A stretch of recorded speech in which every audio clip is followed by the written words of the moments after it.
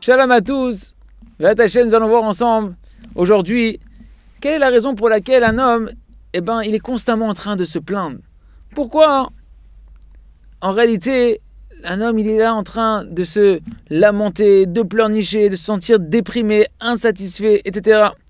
La racine de tout ce problème-là, en réalité, ça provient de l'ingratitude.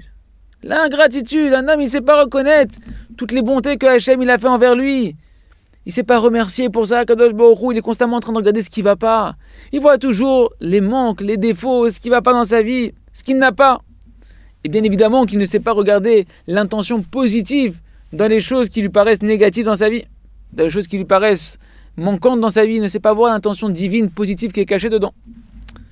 Am Israël, peuple d'Israël, Hachem, il vous a sorti d'Égypte, de la maison d'esclavage, par des miracles surnaturels.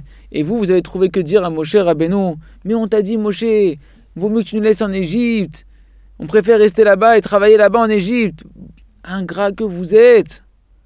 Qu'est-ce que vous aviez en Égypte? Vous étiez là-bas des esclaves, on vous frappait, on vous méprisait. Quand vous finissez de construire un bâtiment, on le détruisait, on vous dit qu'est-ce que vous avez construit, vous n'avez rien fait en réalité. Qu'est-ce que vous aviez en Égypte? Quoi? De quoi quelle nostalgie tu as de là-bas? De la pastèque, des courgettes, des concombres. C'est ça, c'est pour ça que tu veux retourner en Égypte, tu préfères retourner être un esclave en Égypte. Ce mauvais comportement-là, en réalité, à sa source, il provient de l'ingratitude. Du fait qu'on ne fait pas le travail de voir tout le bien qu'il y a dans notre vie.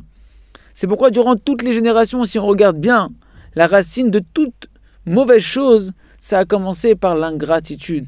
Le premier, c'est Adam Arishon. Adam Arishon, le premier homme. Rachid explique là-bas, il nous dit que c'était lui le premier ingrat de l'histoire de l'humanité. Qu'est-ce qu'il a fait? Il a accusé Hachem, que Dieu nous en préserve,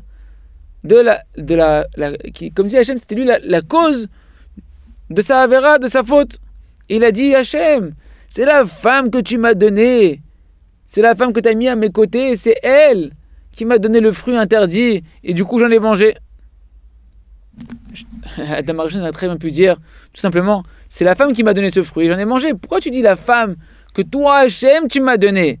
Ken, en rajoutant ces mots-là, c'est comme si qu'il avait dit à Kadosh Baruch Hu, c'est toi, Hachem, le coupable, que tu m'as donné une telle femme qui m'a séduit maintenant pour me faire tomber dans la faute.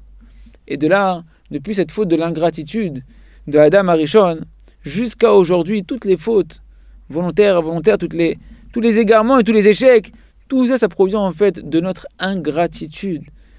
Parce qu'un homme qui n'est pas ingrat, qui sait être reconnaissant, jamais il se plaint. Il n'est jamais triste. Au contraire, il fait que remercier. Et il sent ça dans son cœur pleinement. Que hormis dire merci à Hachem, qu'est-ce que je peux dire? J'ai que à dire merci. Parce qu'il voit devant ses yeux tous les bienfaits que Hachem il a fait, qu'il fait, et qu'il continuera à faire envers lui. Si c'est comme ça, qu'est-ce que j'ai à dire si ce n'est que dire merci?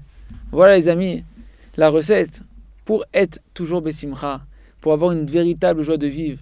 Arrêtez de regarder les défauts, arrêtez de se plaindre et commencez à faire un travail de regarder tout ce qu'Hachem me donne et même dans ce qui ne va, et remercier Hachem pour ça, et même dans ce qui ne va pas, de réfléchir à l'intention positive qui est cachée dans ce qui paraît être mauvais, et comme ça on aura toujours un seul mot à la bouche qui est merci Hachem.